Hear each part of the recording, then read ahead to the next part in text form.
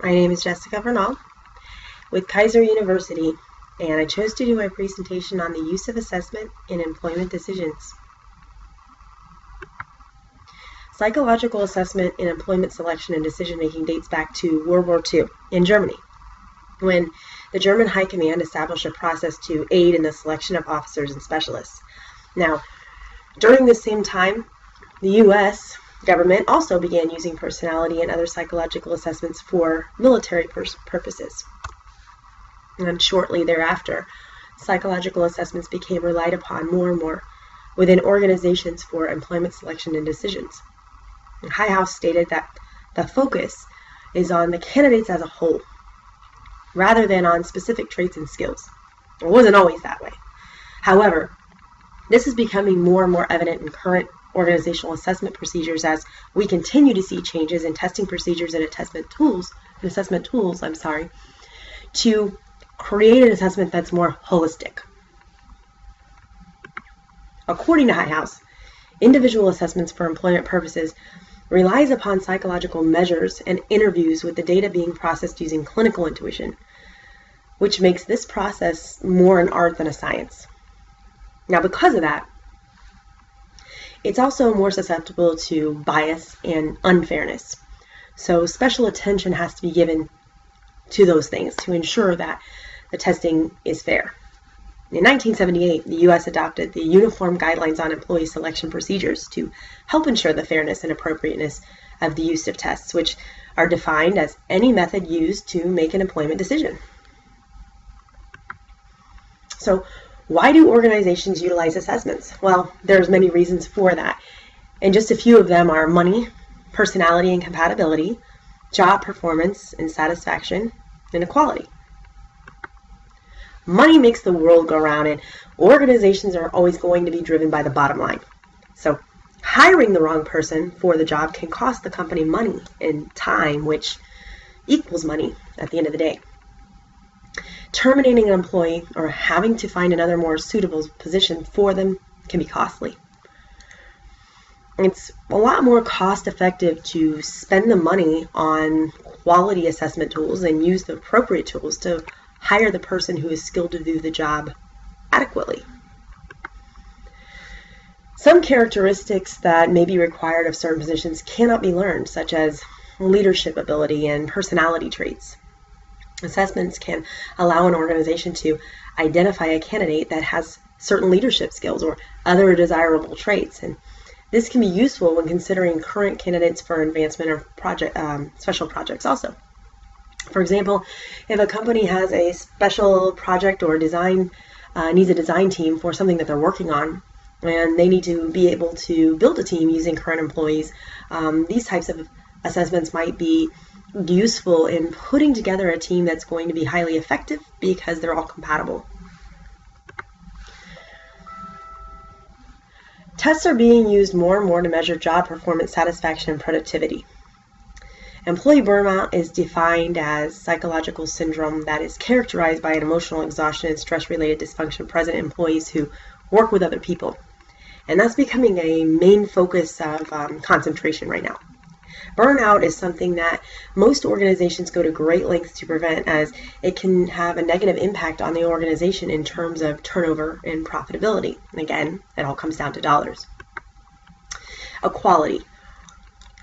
Another benefit of assessment is that when standardized assessments are used, it's more likely that all employees are receiving the same treatment. This helps to ensure fairness in selection because information is all being gathered in a very standardized way.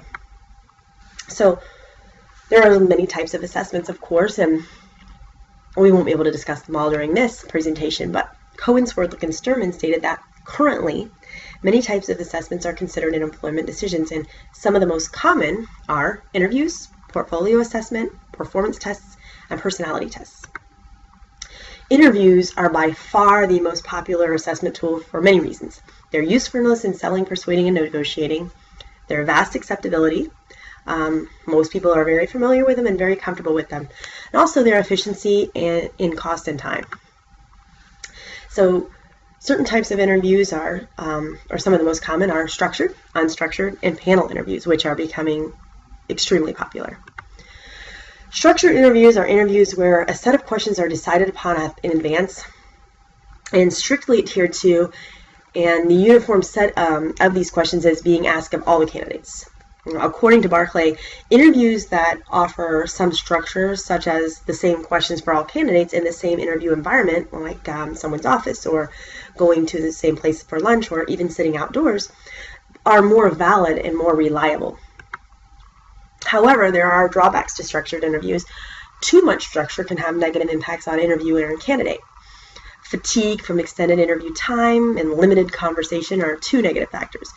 Candidates may be less candid and unable to ask their own questions, so the conversation becomes one-sided. And in turn, interviewers are very limited and not able to ask questions that may normally arise during the course of a more natural flowing conversation.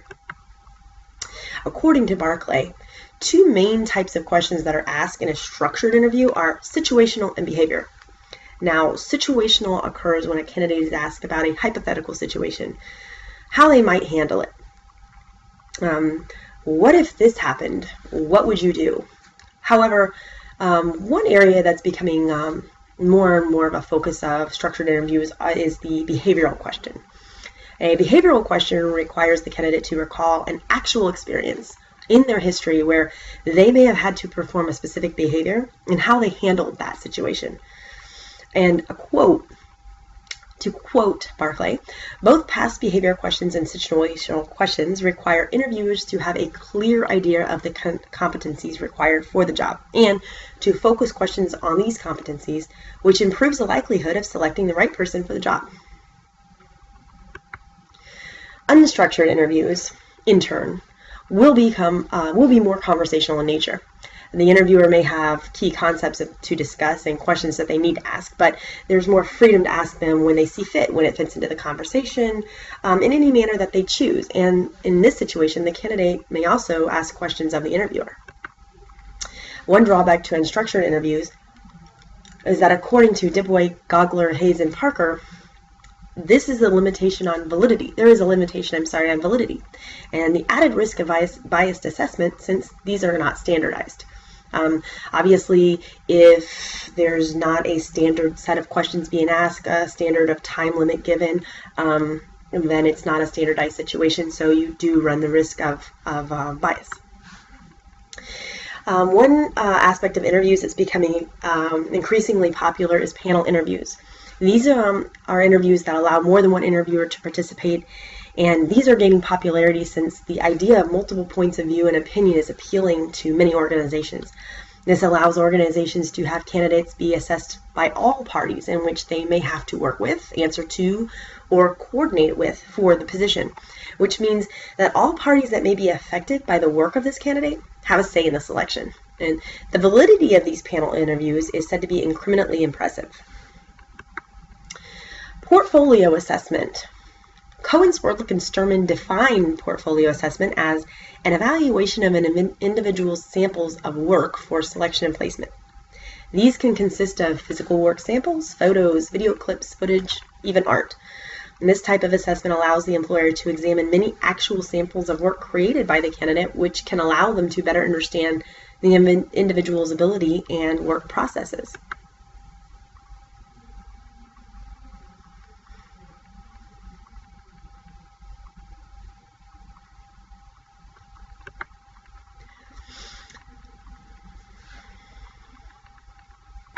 Supovitz and Brennan stated that there are positives and negatives to this form of assessment because portfolio assessments can't be standardized. So the risk of bias increases. However, studies show that this type of assessment has also decreased inequities seen in regular standardized tests. And the best way to ensure fairness when using portfolio is having them to be reviewed by a panel of examiners. That way it's not just subject to one person's opinion. Next is the performance test. A performance test, sometimes also referred to as an ability test, requires the assessee to demonstrate skills and abilities specific to the job and duties they're applying for in order to provide a job-related performance sample. Now, these tend to be most used in skilled positions such as pilots or equipment operators. Drawbacks to performance tests are that even though these tests are relied upon because it makes faking skills impossible, therefore making them very valid, they do have disadvantages. Employers must use caution in utilizing performance tests to ensure they're fair and unbiased. These tests are more likely to differ in results by gender, and they can even eliminate candidates based on medical conditions. So this can increase an organization's legal risk.